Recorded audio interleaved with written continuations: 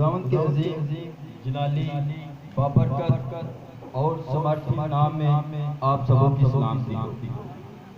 खुदावंद आप सबको बरकत दे और मैं खुदावंद का शुक्रगुजार हूँ कि खुदावंद ने ये सुनहरी मौका मेरी ज़िंदगी में अता किया और ख़ास तौर पर एल्डर साहब का कि जिन्होंने ये हम नौजवानों के लिए ये एक हमें मौका दिया कि हम आगे बढ़ें और जो हमारे अंदर टैलेंट है हम उसे उजागर करें। तो आज का हमारा हवाला जो है वो पिछली इतवार को एल्डर साहब ने बताया था कि आप लोग भी उसकी तैयारी करके आना। किसी ने उस हवाले पर तैयारी की हो, पढ़ा हो, सर्च किया हो बाइबल मुक़द्दस में से, कोई भी जिंदगी हाथ खड़ा करके बता सकती है कि किसी ने एल्डर साहब ने कहा था कि उस हवाले पर जो हवाला बताया गया था सीखना है उसके बारे में बाइबल मुक़द्दस में से। तो हवाला क्या था, किसी को याद है? तेरे दर की गायत मुझे खा गई। ज़बूर 69 वर्स नंबर 9। खुदावंद के जिंदा दाफानी और लामुक़द्दर कलाम में कुछ इस तरह मरकूम है, क्योंकि तेरे घर की गैरत मुझे खा गई, क्योंकि तेरे घर की गैरत मुझे खा गई। बुलंद आवाज के साथ आप सब लोगों ने मेरे साथ और मेरे पीछे ये हवाला तिलावत करना है। तेरे घर की गैरत मुझे खा गई। पहले आपने अपना हाथ आसमान की तरफ बुलंद करना है। जब कि उसकी बारी आनी है, आसमान की तरफ अपना हाथ बुलंद करना है, और जब बारी आनी मुझे तो अपनी तरफ हाथ करना है कि मुझे तेरे घर की गैरत मुझे खा गई, तेरे घर की गैरत मुझे खा गई। तो हम देखते हैं कि हमारे सामने मुक़द्दस दाऊद की जिंदगी और खुदावंद यीशु मसीह की हयात मुबारक हमारे सामने है। तो ये वजह क्या हुई कि मुक़द्दस दाऊद ने कहा कि तेरे घर की गैरत मुझे खा गई, तेरे घर की गैरत मुझे खा गई। वजह क्या थी कि ये बात उन्होंने कही। तो कौम बनी इस्राएल को जब खुदा ने मुल्क मिस्र से निकाला, गुलामी के घर से निकाला, तो उसे खुरूज की किताब के अंदर लिखा है कि अकाब के बाजुओं पर बिठाकर अपने पास ले आया, अकाब के बाजुओं पर बिठाकर अपने पास ले आया। और बाइबल मुक़द्दस इस बात की गवाह है कि जब कौम बनी इस्राएल को मुल्क मिस्र से निकाला गया, गुलामी के घर से निकाला गया, तो उनके पास हैकल नहीं थी, उनके पास कोई बिल्डिंग नहीं थी जिसमें वो खुदा के सामने सजदा नगू हो, जिसमें जाकर वो अपनी मुनाजात खुदा के सामने रखे। उनके पास कोई हैकल नहीं थी। बाइबल मुक़द्दस इस बात की गवाह है।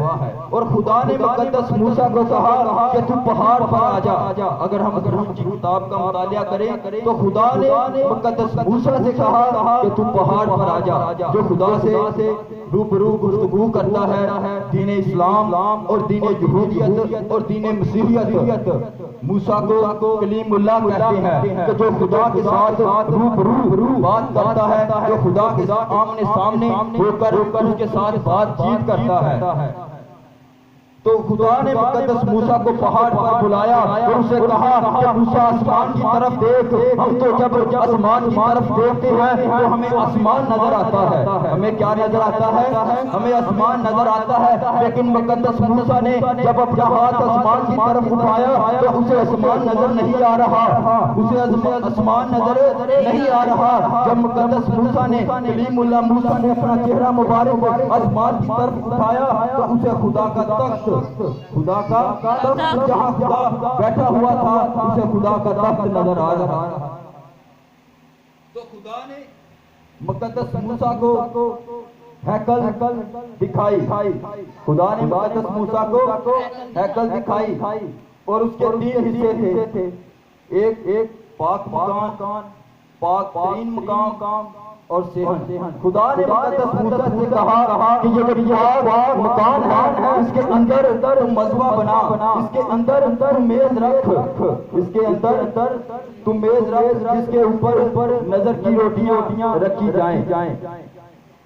तो मैं मजीद डिटेल में नहीं जाना चाहूंगा क्योंकि टाइम का भी ख्याल रखना है। तो उसके अंदर मेज रख और उसके ऊपर नजर की रोटियां रख और फिर आ जाती है बारी सेहन की। और खुदा ने मुकद्दस मूसा से कहा कि ये जो सेहन है इसके अंदर गैर अक़वाम आकर कुर्बानी गुज़राना करे, इसके अंदर गैर अक़वाम आकर इबादत किया करें, इसके अंदर गैर अक़वाम आकर रहा करें। और जो पाक तरीन मुकाम था, खुदा ने मुकद्दस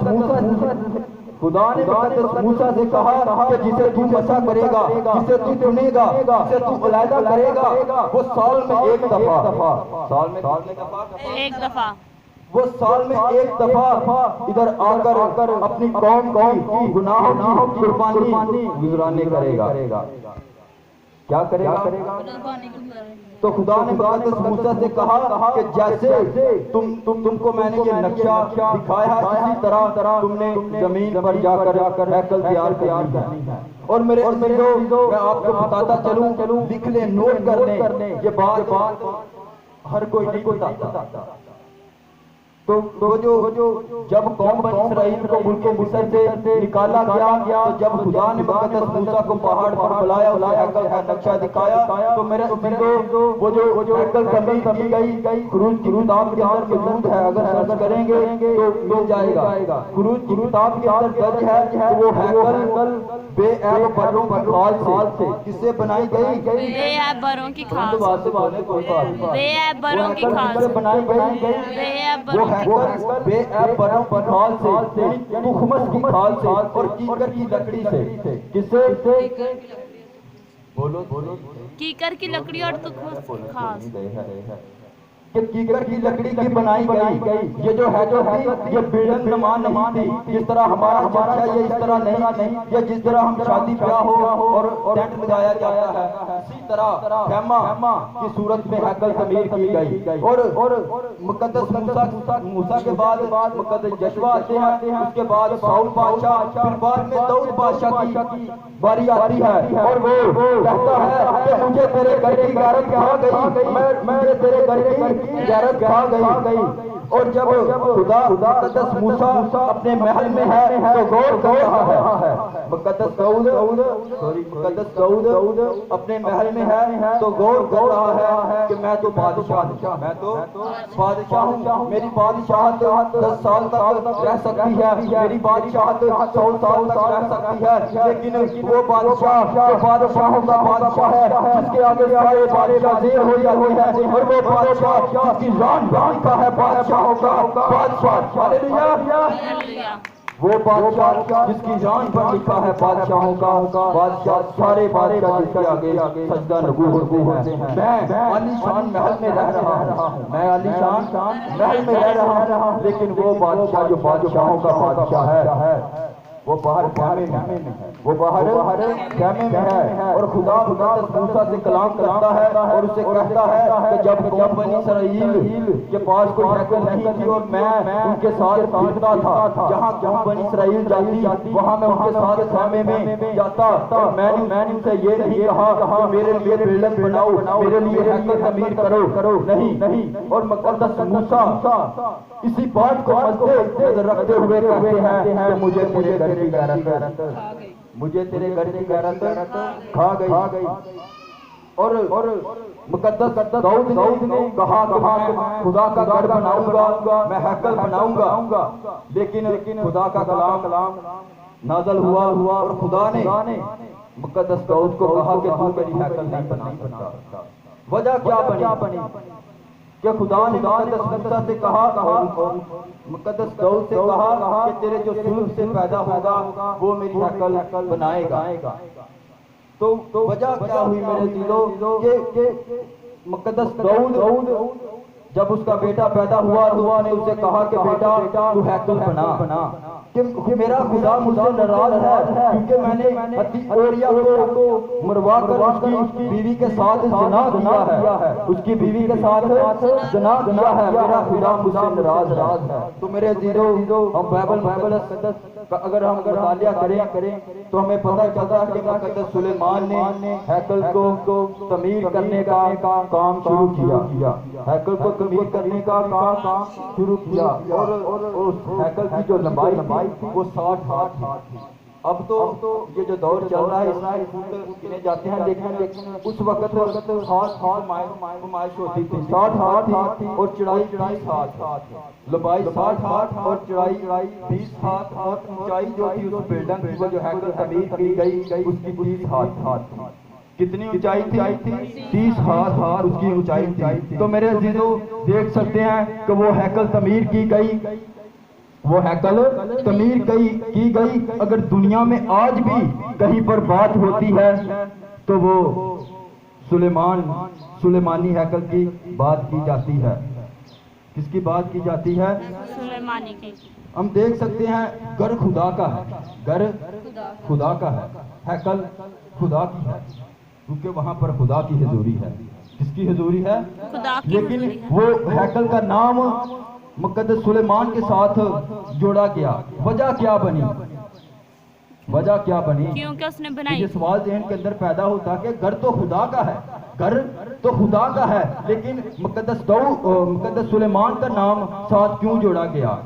मेरे अजीजों, जो भी खुदा के घर की गैरत रखता है वो कौमों में खुदा उसे सरबुलंद करता है, पूरी दुनिया में खुदा उसे सरफराज करता है।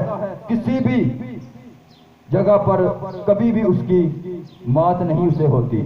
तो इसीलिए हम देख सकते हैं कि जो हैकल मुकद्दस सुलेमान ने तैयार की, तमीर की, दूर दूर से लोग इसकी ज़ियारत के लिए आते थे। जिस तरह हम ये मरियाबाद मेले पर लोग दूर दूर से आते हैं, इसी तरह उस हैकल की ज़ियारत करने के लिए दूर दराज से लोग आते थे, दूर दराज से लोग आते थे।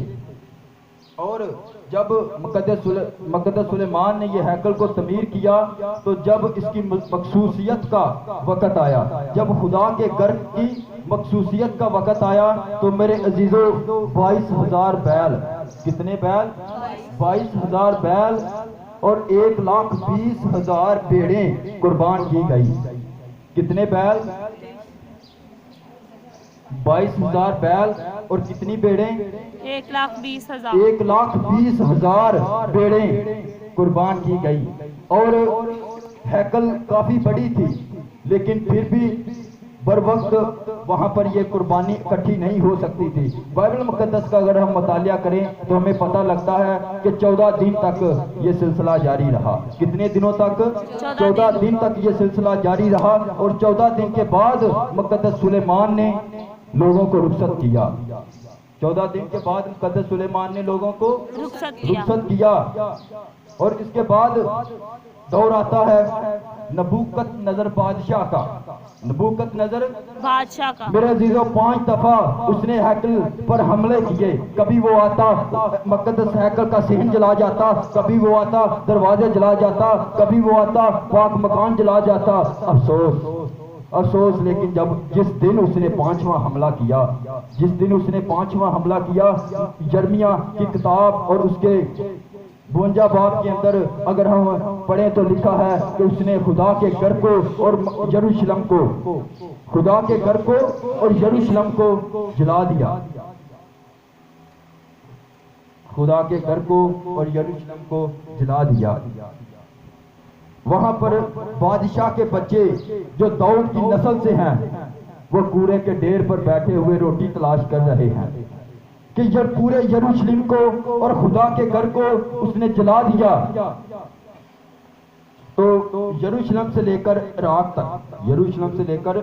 तक पैदल 4 महीने का सफर है। यहूदी लोग रो रहे हैं, यहूदी लोग बिलक रहे हैं। मेरे अजीजों, हम देख सकते हैं कि अगर किसी की इबादत गाह जला दी जाए तो उसके पर क्या तासरात होते हैं। उसके क्या तासरात होते हैं, वो अंदर ही अंदर मर रहे हैं, वो उनके अंदर गैरत मोजजन हो रही है, लेकिन वो कुछ कर नहीं सकते। उनको अड़पंगे डाल दिए गए, उनके नाक में नकेलें डाल दी गई, पैरों में बेड़ियां डाल दी गई और उनको पैदल यरूशलेम से लेकर इराक तक 4 माह का सफर है मेरे अजीजों, ने पैदल वहां ले जाया गया।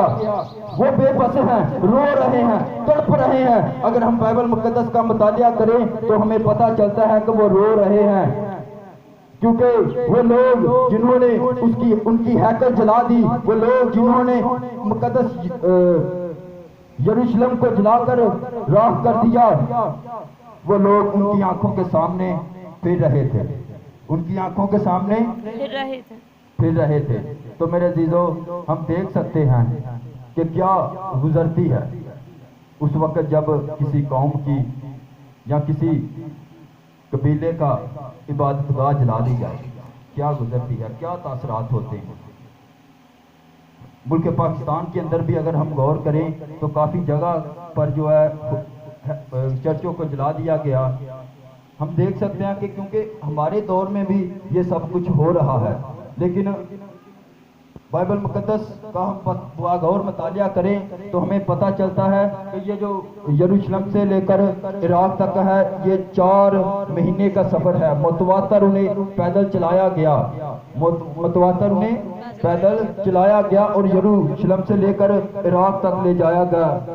बाबल का जो नया नाम है वो इराक है, नया नाम जो बाबल का है वो है इराक है उसका नाम। तो मेरे अजीजों, इसके बाद 70 साल तक यहूदी लोग तड़पते रहे, बिलखते रहे कि हमारे हैकल को तमीर किया जाए, कोई हमारी हैकल को तमीर करे, कोई खुदा के घर को तमीर करे। लेकिन मेरे अजीजों, 70 साल तक यहूदी लोग तड़पते रहे, रोते रहे, बिलखते रहे कि हमारे लिए खुदा का घर तमीर किया जाए, लेकिन किसी ने तमीर नहीं किया। लेकिन 70 साल के बाद अगर हम बाइबल मुकद्दस का मुतालिया करें तो अज़रिया की किताब को हम पढ़े तो उसके अंदर लिखा है कि अरखसस्ता बादशाह आया और उसने हुक्मनामा जारी किया। उसने क्या किया? उसने हुक्मनामा जारी किया, उसने हैकल को तमीर करने का ऐलान किया। उसने क्या किया? हैकल को तमीर करने का ऐलान किया।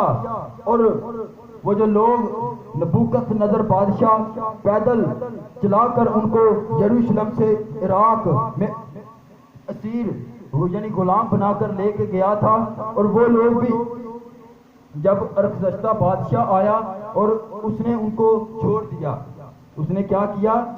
उनको छोड़ दिया और हुक्मनामा जारी किया कि ये जो खजाना है, मुल्क इराक का जो खजाना था, उसमें से उसने उनको पैसे दिए। और जो दीगर हुकूमतें थी जैसे बादशाह थे दूसरे मुल्कों के भी, तो उसने उनको भी कहा कि जितनी हो सके तुम इनकी मदद करो, मदद करो। तो मेरे अजीजों, उस बादशाह ने उस हैकल की तमीर करवाई। और बाइबल मुकद्दस के अंदर ये बात दर्ज है कि अगर अब किसी की आंख इसकी तरफ मैली हो, अगर कोई इसको जलाने की कोशिश करे तो उसकी गर्दन कान से जुदा कर दी जाए, उसको मार दिया जाए, उसको इस दुनिया से, इस सफाई हस्ती से मिटा दिया जाए। जो हैकल की तरफ मैली नजर करेगा, जो हैकल को डालने की कोशिश करेगा, उसे इस दुनिया से खत्म कर दिया जाए, उसकी गर्दन कान से जुदा कर दी जाए। मेरे अजीजों, अब हैकल तो तमीर हो गई, लेकिन इसके बाद इन ताकत बादशाह का दौर आता है। किसका दौर आता है? बादशाह का दौर आता है। तो उसने किया क्या? इस दौरान जब ये बादशाह था तो रोमी हुकूमत आ चुकी थी।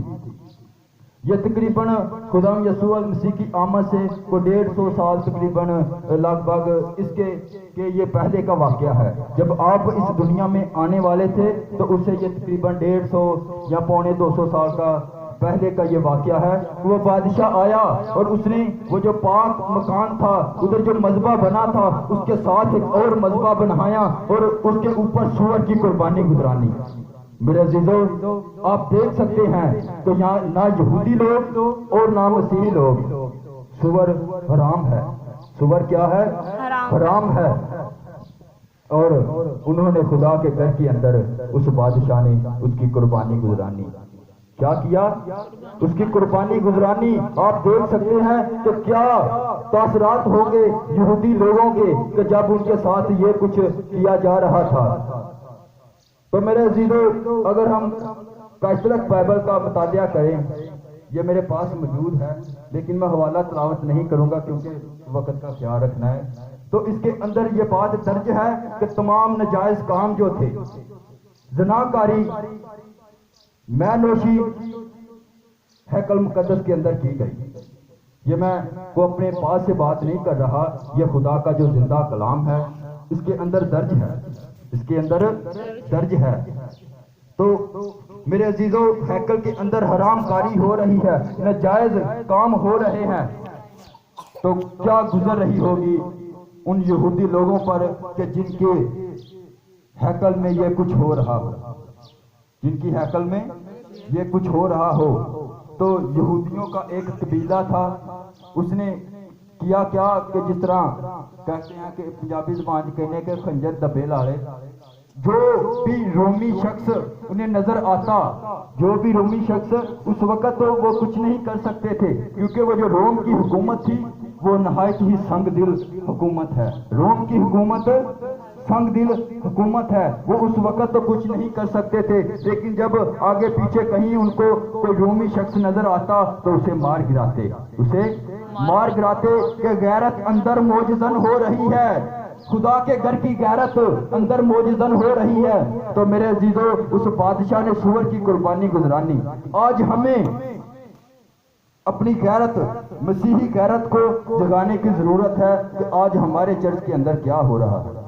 अगर किसी ने गाड़ी पार्किंग करनी हो ना, तो चर्च का जो मेन गेट है, मेन दरवाजा है, उसके पास जाके पार्किंग करते हैं कि नहीं? अपने पास से तो बात नहीं मैं कर रहा, कुत्ते बिल्ले उधर अंदर जा रहे हैं। आज हम लोगों को भी अपनी गैरत को जगाने की जरूरत है। हम सोए हुए हैं क्योंकि खुदा के कलाम में लिखा है जागते रहो। क्या करो? जागते रहो कि आजमाइश में ना पड़ो। तो मेरे अजीजों, आज हमारी गैरत कहाँ गई? हमें गौर करनी चाहिए कि हमारे अंदर भी वो गैरत मर तो नहीं गई है। तो मेरे अजीजों, जब ये कुछ हुआ तो इसके बाद दौर आता है खुदावंद यीशु अलैहि मसीह का। खुदावंद यीशु अलैहि मसीह का हम एक हवाला तलावत करेंगे अपनी हिदायत और रहनुमाई के लिए। यूहन्ना की किताब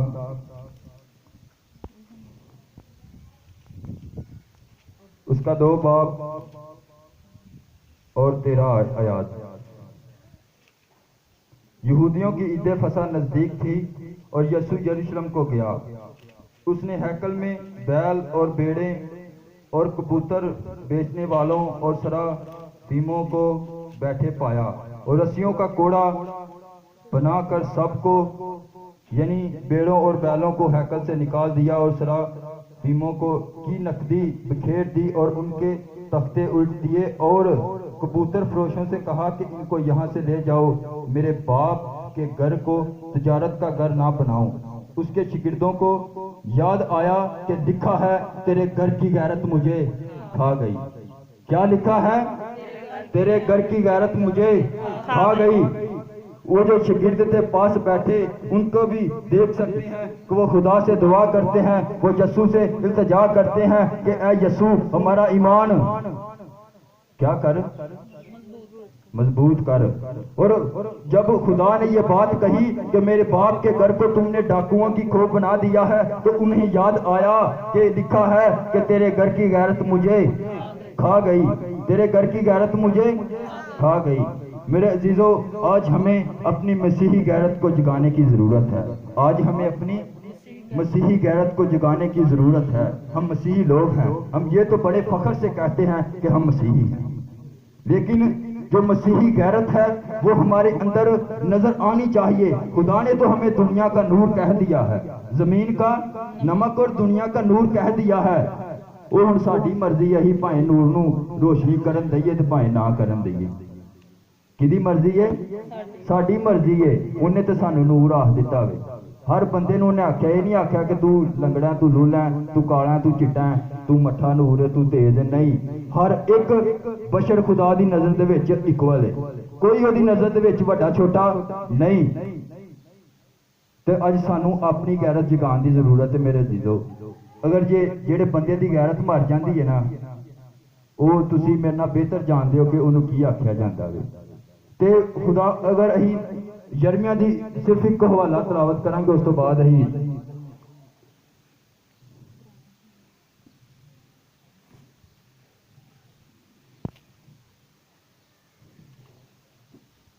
यरमिया 7 बाब तो 11 आयात है। हाँ जी, मिल गया कि करा तलावत। क्या ये घर जो मेरे नाम से कहलाता है तुम्हारी नजर में डाकुओं का गार बन गया? देखो, खुदावंद फरमाता है कि मैंने खुद ये देखा है। कि खुदा भी फरमांदा वे कि मैं वेख्या है कि जेड़ा मेरे बाप का घर है या जेड़ा मेरा घर है वो तुहाडी नजर दे विच डाकुआं दी गार बन गया वे। की बन गया वे? डाकुआं दी गार बन गया वे। ते मेरे अजीजो, असी गौर करिए, अज सानू अपनी जिंदगियां ते गौर करने की जरूरत है। और अनाजील दे विच लिखिया वे कि क्या पहला ग्रंथियों और उसकी 2 बाब और 13 आयात के अंदर लिखा है कि खुदा का रूह तुम में बसा हुआ है। तुम खुदा के मकदस हो और खुदा का रूह तुम में बसा हुआ है। जे खुदा दा रूह साडे विच बसिया वे, जे खुदा दा रूह साडे विच बसिया वे ते साडे विच फिर रूहानी जिहड़ी ना बेदारी भी होनी चाहिए। की होनी चाहिए? रूहानी बेदारी भी मेरे अजीजों होनी चाहिए।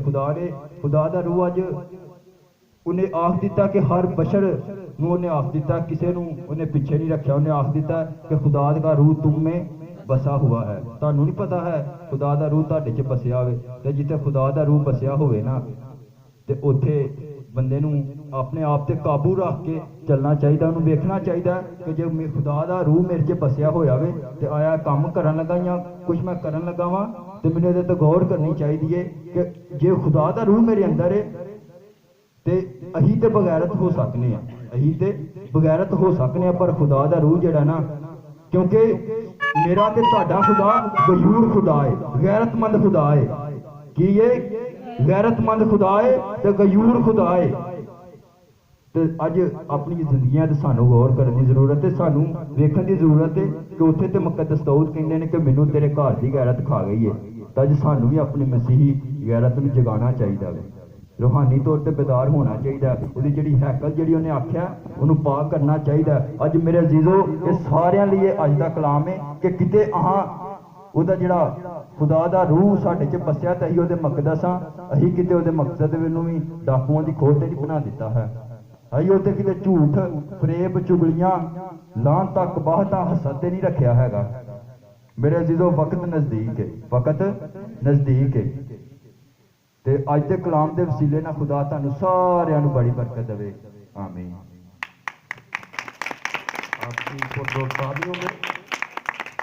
ये थे बेटा तहमूरस ने अच्छा मैसेज तैयार किया, काफी तैयारी के साथ। और आप सबके लिए यही है कि जब भी आपका वक्त हो कि आपने खुदाम का कलाम लोगों तक पहुंचाना है तो अच्छी तैयारी करके आया करें।